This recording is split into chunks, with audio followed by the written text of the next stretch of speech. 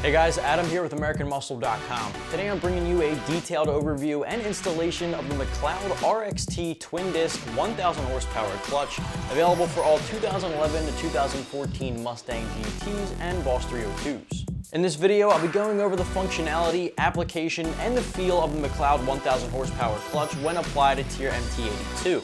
On top of that, I'll be touching on the materials and construction, and then I'll finish it off with the installation, letting you know it gets a 3 out of 3 wrenches on our difficulty meter, simply because this one will test the toolbox and require some mechanical expertise to get the job done. The McLeod RXT Twin Disc 1000 horsepower clutch kit will be for any 11 to 14 GT or BOSS 302 owner who might be pushing some serious power to the wheels and is looking for a clutch kit that can handle the power of each launch, each shift, and even make the pedal easier to handle because a twin disc can remove some of that resistance. Now, if you're pushing somewhere in the 800 horsepower range and looking to take it even a step farther with some more power, the 1000 horsepower option is going to be a perfect fit for you. However, if you're not really pushing anywhere near that, then spending about $1,000 on this clutch kit might not be entirely necessary. If you're looking to stay in the 800 horsepower range and even below, somewhere still pushing in decent numbers, so you might want to check out the RST option from McLeod, which is going to be an 800 horsepower option, which can save you a little bit of dough. Right off the bat, when you're looking for a clutch replacement for your late S197, you'll notice that one of the biggest differences between the plethora of options on the market is the fact that there are single disc clutch kits and then of course twin disc clutch kits, which are both made for very different applications.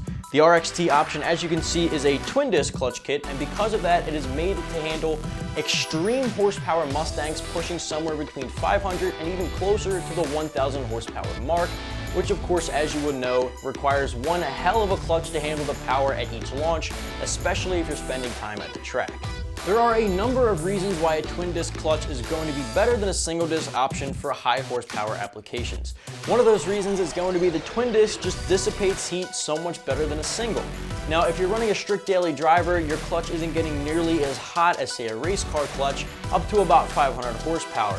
Now, a single disc is going to be great for that application, which is why I'm going to tell you here, it's really not necessary to pick up the twin disc if you don't have to.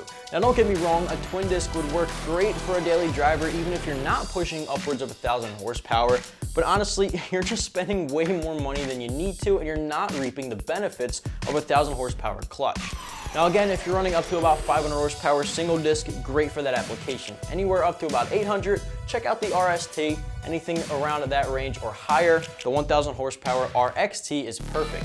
Now if you're running on the drag strip, obviously you're generating a lot more heat, which is where the twin disc actually starts to reap the benefits because it can handle the power being thrown at it. In addition to heat dissipation, a twin disc clutch is actually going to give you a better clamping force as well as an easier pedal feel, which, let's be honest, is always great news. Now, a better clamping force leads to a more positive engagement when you're dumping the clutch or if you're just letting it slip a little at a stoplight. If you're running a daily driver, you'll probably find yourself revving it a little higher simply because it is waiting for a crap load of power to be dumped on it. So to keep it from stalling out, you'll rev it a little bit higher and moving from stoplight to stoplight. Now, if you do, however, decide to run this on a street-driven or daily-driven car, you'll probably be looking to pair it up with a steel flywheel as opposed to the usual aluminum, which is better for race. The steel flywheel will hold up to the street application a little bit more and last a little bit longer. Materials and construction play a huge factor in the performance of a twin disc clutch from McLeod as well. These will feature a ceramic-faced twin-sprung hub friction disc, which of course are great for aggressive engagements, and of course it will accompany by pedal efforts that actually feel extremely soft. Now the pedal efforts are going to be great for the guys out there who do decide to run this on a street performance car. Now the pressure plate is unmistakable when it comes to the McLeod because it's finished in their signature red with the McLeod logo on either side with, in this case, the RXT logo printed on it as well. In addition to that, it'll come with the floater plate, adapter ring, and pilot tool, but you'll want to pick up a pilot bearing separately because it's not included in the kit. I will also recommend at this point again that you pick up a McLeod flywheel new, as it is specifically made to maximize the performance of this particular clutch. Matching it with any other brand flywheel will result in maybe some chatter, it might not work so well, and it might not last as long as a McLeod would. Now again, I'll retouch on the fact that if you're running a 1000 horsepower car or up to 1000, this is a great option. If you plan on going even farther than that, you might want to check out the 1200 horsepower option that McLeod offers as well, because you're just running an absolutely insane death trap and you'll want to have a good clutch behind it. Now on top of that, you'll also be looking at picking up an aluminum flywheel for the track, or again, if you're running it on the street, check out the steel. As I touched on very briefly in the beginning of the video, a twin disc clutch from McLeod like the RXT is gonna run you about $900 for everything you see here, as well as some bolts and hardware that's included in the box.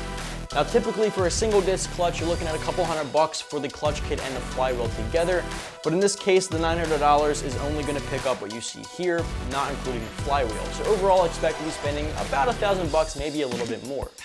Now, assuming you have a 1,000 horsepower car, you're probably doing a lot of the work yourself, but if you have a guy building this for you, you might want to include the labor costs as well, because this is a full 3 out of 3 wrenches on our difficulty meter and is a pretty lengthy process. Speaking of that installation, this one, since it does get a full 3 out of 3 wrenches on our difficulty meter, it will test the toolbox, of course. You got to drop the trans. There's a whole process involved in doing this to your MT82 and Coyote motor.